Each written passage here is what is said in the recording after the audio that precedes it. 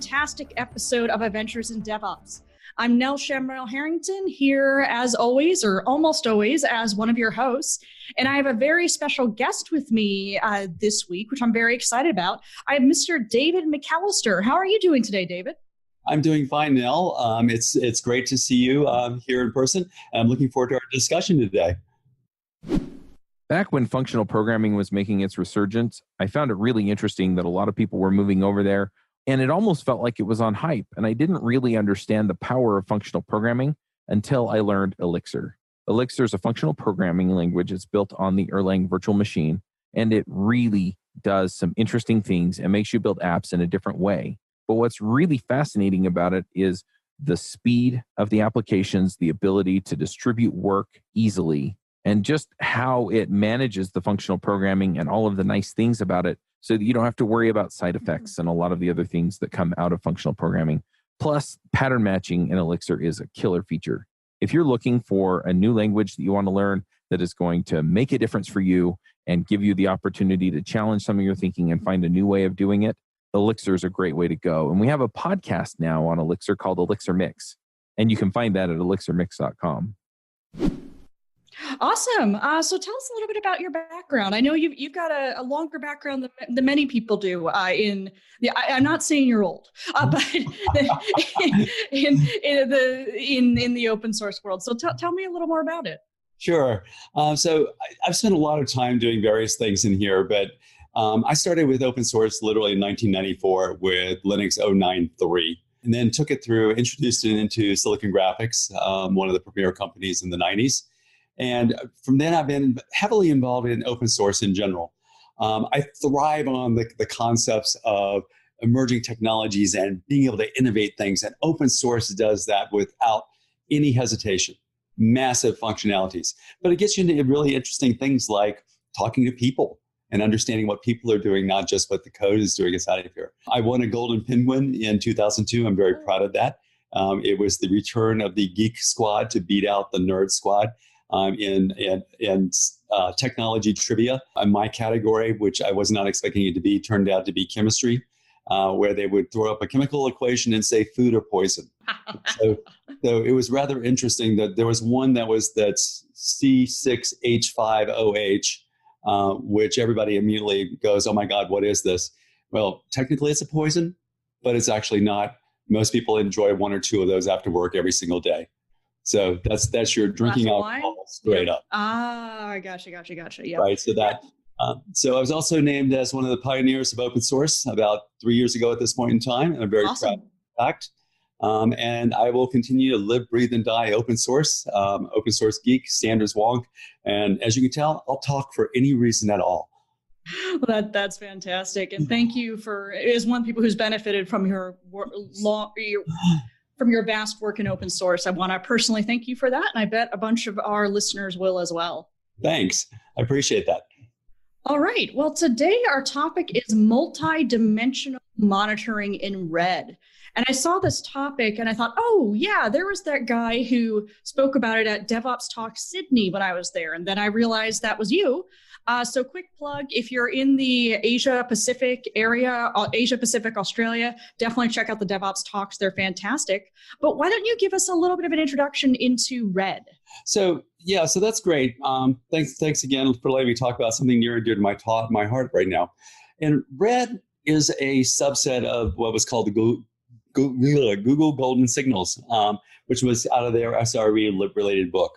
And it was originally came out by a gentleman named Tom Wilkie, who broke this down into something that actually works really well and was designed for microservices. So RED stands up for rate, error, and duration.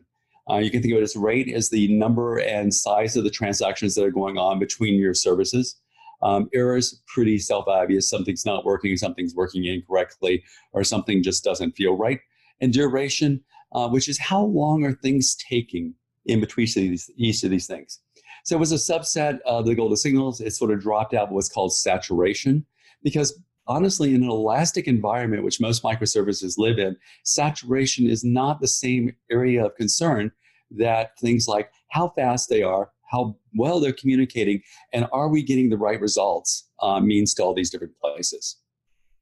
Got it. Yeah, that is interesting to think about. I'm thinking back to 10 years ago when I was using real bare metal servers in a lab in the University of Washington physics department. And I remember we were always very concerned about disk use, about memory use, monitoring that because there was no place to go if that filled up. But it sounds like with microservices, the concerns are a little different. Yeah, microservices are actually kind of different. So, when you're looking at microservices, there's also the misconception that people want to make them as small as possible, and they shouldn't. They should make them as small as necessary so that you can have microservices that are performing excellent functionality, but they're really only performing one function. So that means you need a lot of them at times, but you need them for very short periods of time. And so the flow, ebb and flow happens inside of here. Because we're not working in a batch environment or a pure streaming environment, we don't necessarily always have the same storage limitation needs, but I will tell you that time is one of those things that will haunt you for years if you get it wrong. Got it. That makes a lot of sense. So when you talk about rate, errors, duration, are you talking about like a big, I know execs love their dashboards, a big overall view of what your microservices are doing? Or are you thinking about something where you drill in and deep dive a little more, or is it both? So it's actually both. And that's part of what this whole concept around multidimensional characteristics are. You can think of in some ways that this is an observability problem. Observability is a hot term, even though it is really a system attribute and not a term. I've had some interesting discussions on Twitter with that. We always have interesting discussions on Twitter with someone. For better or worse, we do. Right, for that. But observability is the signal to noise problem. And the problem is you've got to figure out how to get the right signals out of the noise of all of the information that can be coming to you at one point in time for this. I call it monitoring at the Chuck Norris level. So it basically means not only do you have to be able to see it, you have to be able to respond to it. And that's where we start getting multidimensional inside of here. Your original question is it a dashboard? Yes, it should be a dashboard. And the dashboard should be an aggregatable set of monitoring points, metrics that can be aggregated. But at the same point in time, I don't just need to know that the number is, actually I was talking to my VP, that the number is 15.917 and there were 3 occurrences of it. I actually need to know what the maximum points were, the minimum points, and I need to know the change of activity that's going on. So Red gives you a way of grouping things together so that you can always look at the same layout and actually determine what the meanings of each piece are. And it's so, the sort of the philosophy viewpoint here is it is the place that normalizes the functionality while allowing you to be as flexible as you need to be. I've seen some really cool dashboards. So there are vendors that are now really beginning to understand the power of Red, and there are some really cool dashboards that are coming out here. But the problem is it's not just the metrics. You need everything else you can get around here to actually resolve the problem. I think that's really sums up the meaning of this age of big data is we have all this data now. We can monitor more than we ever could even imagine, even 5 or 10 years ago. But we have to do something with it. It sounds like, as you mentioned, we have to find that signal in the noise of what our applications, what our infrastructure is trying to tell us. One of my favorite communities in programming these days is the Angular community. Every time I go to an Angular conference or meet up with some of my friends who are in the Angular community, I have a great time. And a lot of them have wound up on Adventures in Angular. So if you're doing front-end development, you're looking for a way to keep current on the Angular ecosystem, and you want to have a good time listening to fun people talk about great topics related to Angular, then go check out Adventures in Angular at adventuresinangular.com. How would you map what you see, when you're monitoring Red with what the user experience is? So let's sort of take an example, sort of the traditional. Everybody's familiar with buying something online, an e-commerce model. So when you actually go into your front end, your web thing, and you sign in, that's actually a service that's happening here. There's a transaction that's going through that. From that single transaction of you signing in, there may be a number of other services that get invoked that you are not aware of. It may look up your credit card information. It may look up your previous purchases. It may go off and hit something that says, oh, let's recommend that they look at these pieces inside of here. And all these things come together to make one discrete view from an end user viewpoint. But, it's the standard swan approach. It's really elegant on top, but by God, it's paddling like mad underneath here. Now, imagine that any single point of that stalls out. A slow consumer, all of a sudden, it's hung waiting for a thread lock to release or something like this. And the user is sitting there waiting, going, why haven't I logged in?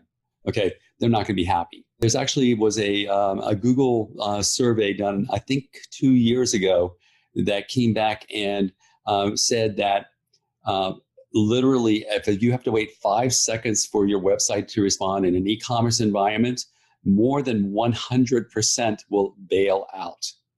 Which means more than 100% will bail right, out. So before that, 100% bailing out is people who are waiting for that coming into this. But these are people who've actually waited to get the result and then leave. Ah, gotcha. So it's not just the people that are bailed out beforehand. It's the people who actually said, I've waited for 5 seconds. Yeah, you're back, but I don't care anymore. And so that gets you into this concept of rate and duration. How many transactions are going on and how long are the transactions happening? And again, if you have a stall out, particularly in a microservices environment, what stalled out may not have anything to do with what you actually see on your screen. So it can be somewhere else, totally else. Red indicates that to the granularity of that communication pathway. And that is invaluable as we get more and more complexity in these environments. We use an example quite often. We talk about building this e-commerce site in 2000, 2002. And it was like 7 items. Here's the web server front end piece, and here are the 5 things that you run in the background, and you went away. And then we had the cloud appear, and my God, everything got easier but not simpler. And so now instead with the AWS, build that same in commerce, was about 20 different working services to put together. What was 5 is now 20. And now in a microservices environment, I've got 40 to 60 services for each single transaction going through. And so my life gets complex. To your point about big data, I've got lots more data coming in here, and the granularity is increasingly important to find what's keeping me from doing business.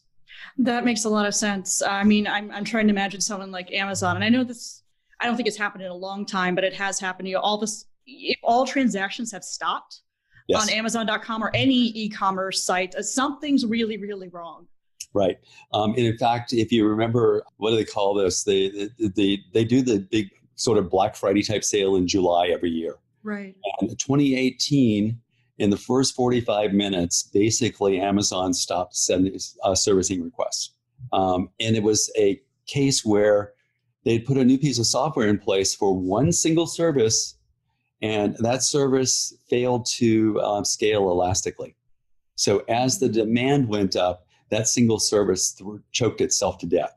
Red would have identified the service instantly that something wasn't responding at the right point in time, and they would have been able to respond to it very quickly. Instead, I think it took them about 3 hours, which is not bad. But then on the size of Amazon and the fact that you just dropped $1 billion of loose change is probably still not a good indication of having that mistake. So what would be a good example outside of retail? I'm thinking like I'm thinking of like an IRS site or something that is where people file their tax returns. And I know it did go down. I don't think it was this year, but last year as well. So where else could you see this applying? So you can actually see this in sort of any request-based transaction. And it's increasingly important how important that request-based transaction is here. My former experience, very honestly, I'll point to something like the FAA, the Federal Aviation Administration's what's called SWIM, System-Wide Information Management System. It is it keeps track of all the information, IoT-based, of all the planes anywhere in the U.S., and it's currently being, I think, or has been adopted into Europe, into Australia, and into Japan.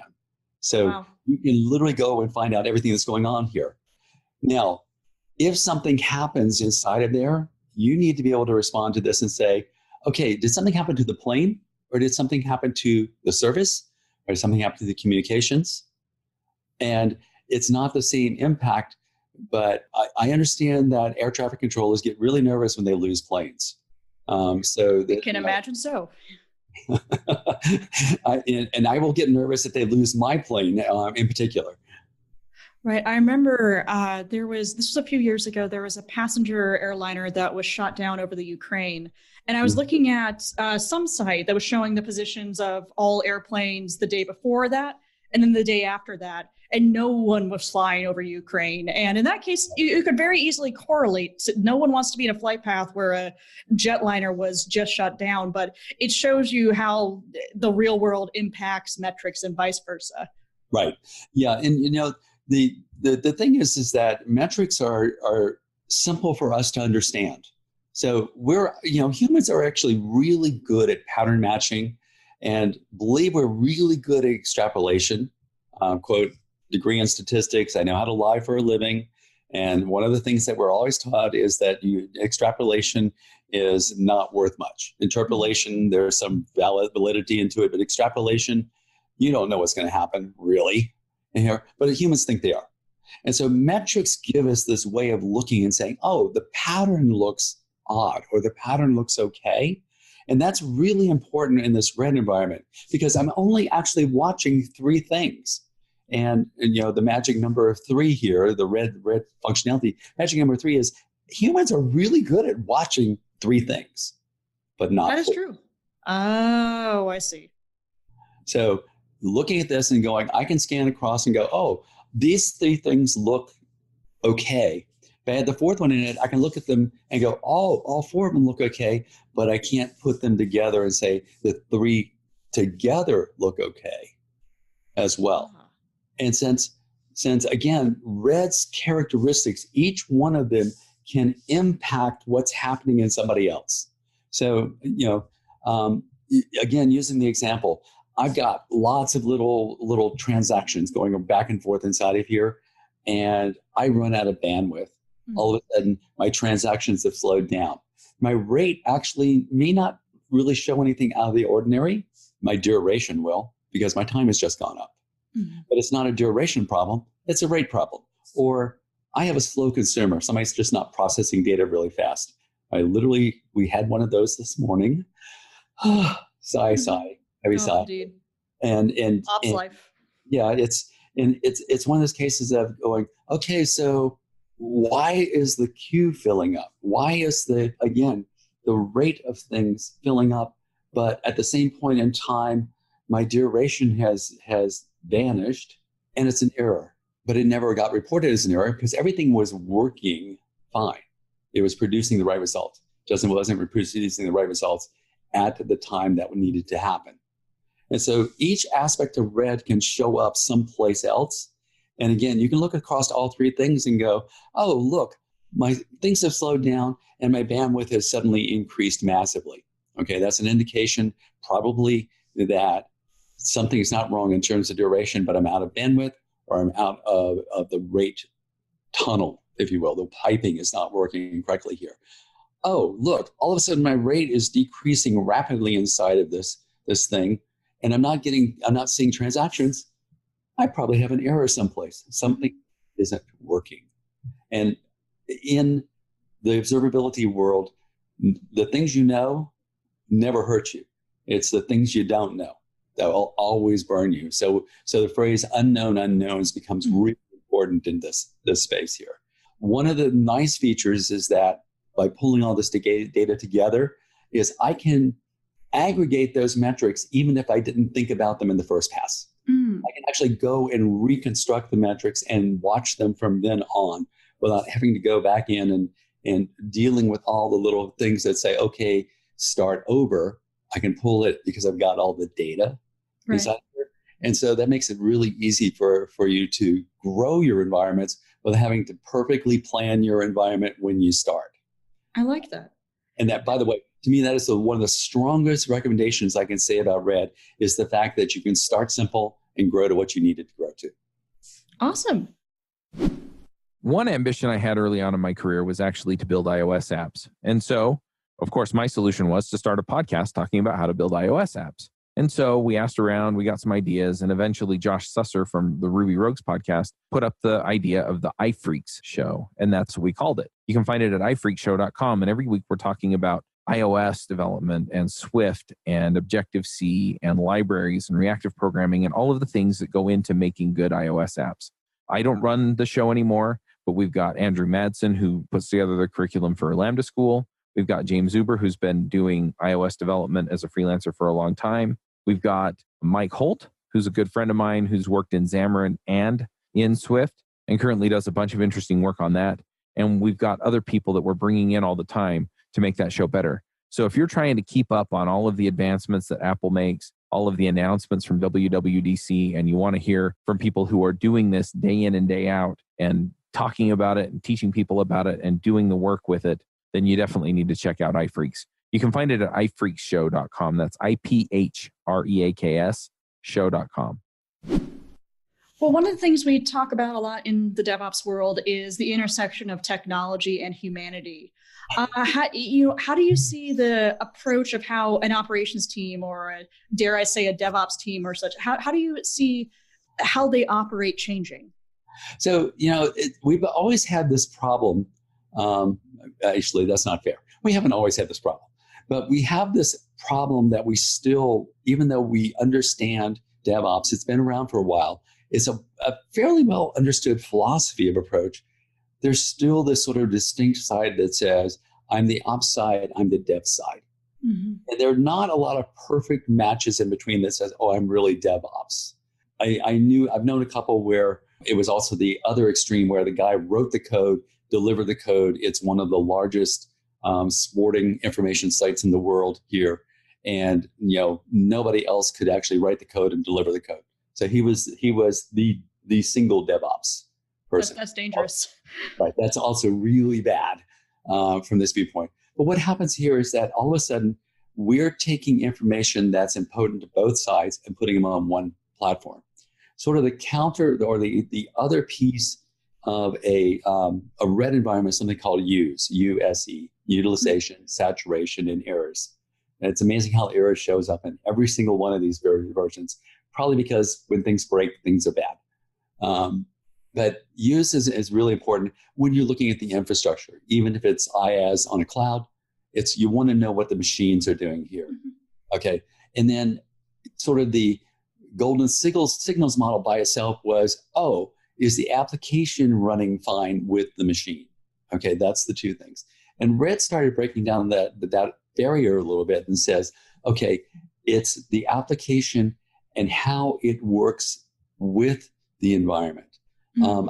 I use a phrase occasionally that sort of talks about when you're looking at this thing, you don't really want to monitor your system. You want to monitor the work on your system. And the work on your system is sort of the dev side, and the system monitoring is on the ops side. And so what I'm now doing is I'm monitoring the work on the system. And by the way, I am monitoring the system because I'm not stupid for this. And those all sort of actually bring those two teams together because they now actually have a vested set of stakes in making everything work appropriately. The nice other thing is pure devs. I was one for a while. Mm-hmm. Pure devs hate finding problems. They'd much rather write cool code, very honestly. And so with Red, you can narrow to where the problem exists so much faster that you can then turn around and not spend your lifetime trying to figure out what went wrong. You can spend a little bit of time fixing what went wrong and get back to doing the cool stuff. Yeah, it reminds me, I came from a strong dev background as well. And I like to tell the story of how it was a young dev, let's say that. I had put together this report. It worked fine in development, but when I deployed it to production, the report didn't work. And I thought there was something wrong with my code. And there was, but it was with my database query. I was DDoSing myself every time I tried to generate this report. I was literally knocking my database over. So I had to look at what was happening on my database system in order to understand what was wrong with my code and how there was something going wrong in the way that they were interacting together. Yeah. And it's amazing how something as simple as that, when you said this, my mind went, my God, of course, but I never would have thought of it before you said it. We had a problem recently where our queuing and ingest, two of our systems just sort of slowed down and stopped working. And we had to go all the way down and look at the thread logs to figure out what was going on. So, with so many threads happening inside of here, you would never try to record all the thread logs, but we record them in 20-minute blocks, I believe. Mm-hmm. And so we had the block and we went out and looked at it, and we found out that there was a software upgrade for one service that had destroyed the configuration that would have protected them from doing this. They'd forgotten to look at the configuration variables to do this. And again, the numbers wouldn't have shown it to us. The numbers did show us something was going wrong. The numbers wouldn't have shown it to us. And this is, again, this multidimensional. How do you drill in? How do you take that number and say, that number came from here, but that number was caused by here? And that's why the multidimensional aspects of red become really important. Right. It's, I'm sorry to be bringing in so many analogies, but right after college, I worked in healthcare, and it's sounding like you're monitoring the vital signs of a patient. If their blood pressure is elevated, that is something, that is a data point, but there's probably something causing it. Right. It's not just the blood pressure by itself deciding to be up higher than it should be. No, let's hope not anyway. But yeah, that's actually a really good analogy. I like that analogy a lot. I may steal that one if you don't mind. Go right ahead. Oh, good. Because that one's really obvious. There is always something else causing it. Yeah. And again, observability is what's going on in the system by looking at its external visible components. Got it. For this. And so, yeah, we look at heart rates, we look at things, and we've gotten more and more granularity. You occasionally get wired and somebody says, oh, yeah, your heart's beating just fine, type of thing here. And that's really good to know. But I also tell you, if it ever doesn't beat all right, I want to know that one even faster. Oh, yeah, absolutely. Awesome. Cool. Well, there's some interesting changes that have happened on the tech horizon. And one is the idea of service meshes. Yes. Can you dive a little bit into that and how Red applies to them? Yeah, I love service meshes. I'm glad you love service meshes. So, Envoy, Istio uses Envoy, Linkerd, Concourse. They're all so seriously cool. The headache for duration is that we need to be able to measure at very fine granularity what's actually happening between these various transactions. And usually we talk about that, and you'll hear it distributed tracing, distributed request tracing. I tend to call it distributed request tracing for various reasons, because I'm difficult to get along with.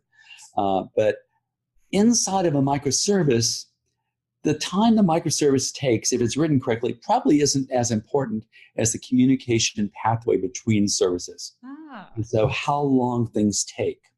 And most of the service meshes basically build a regulated way of putting together communications between microservices, including self-discoveries, including the ability to simply say, oh, I don't need to know that socket A talks from this point to this point.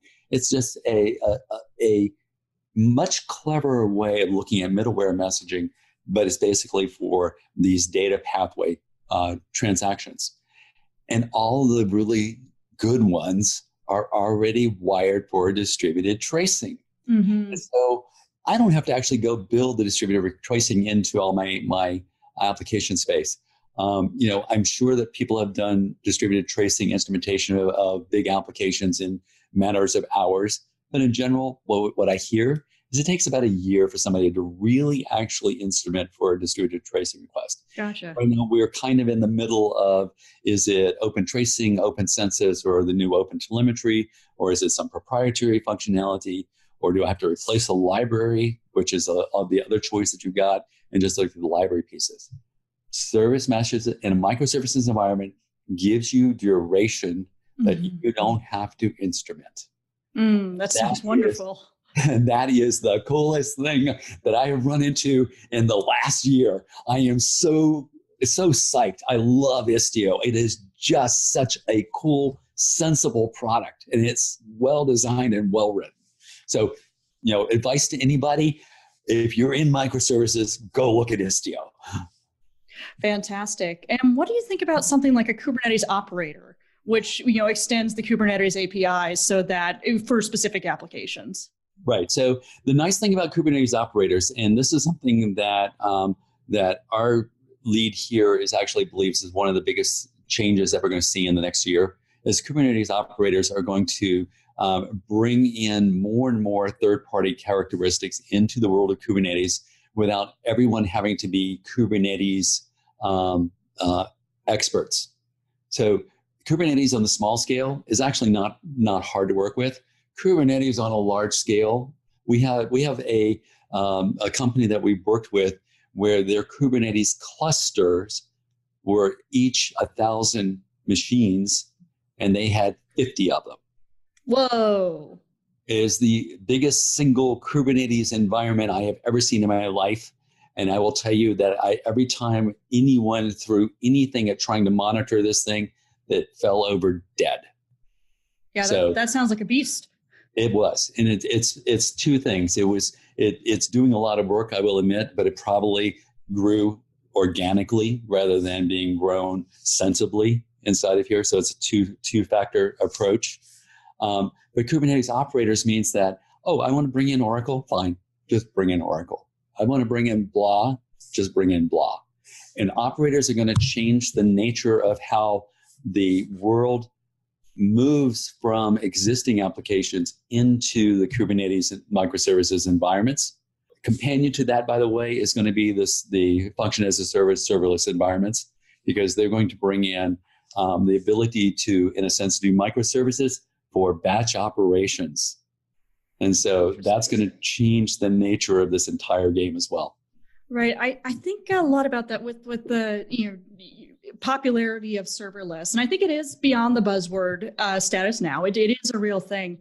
I always go back to wondering, where do you store your state in that case? Because, you might be able to do a batch process that's great, but you need to store the results somewhere, right. Which is where I think Kubernetes is very helpful with stateful states and stateful sets.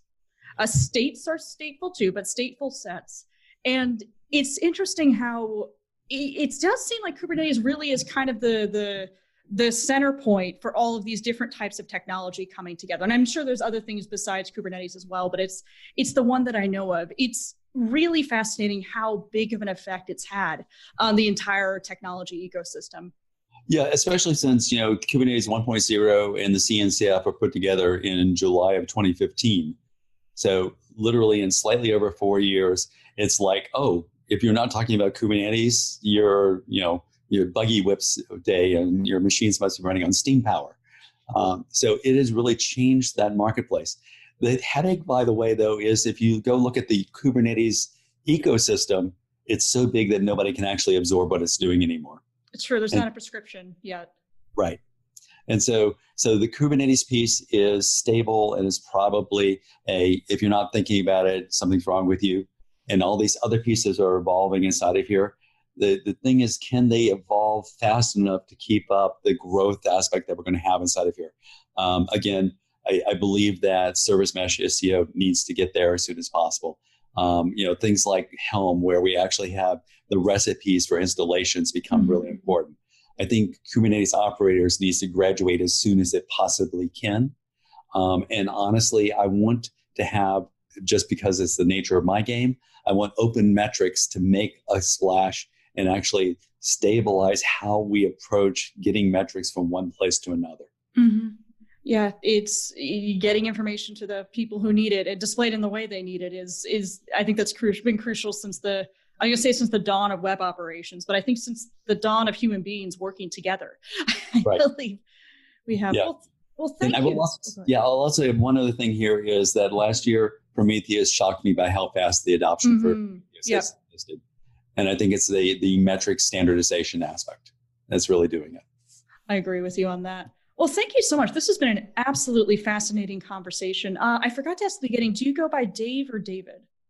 Dave, usually. I also answer, hey, you, and you dummy. Sounds good. Well, thank you so much for joining us. This was a great conversation. I think service mesh is something we definitely want to dive into in a later episode. So we might very well reach out and have you on again. I'd love to come spend time talking about service mesh.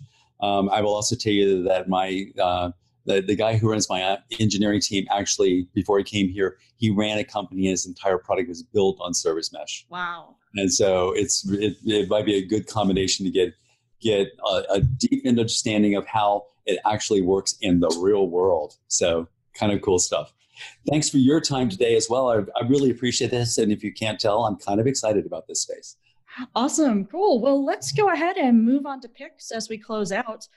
My pick is the Switch video game Fire Emblem Three Houses.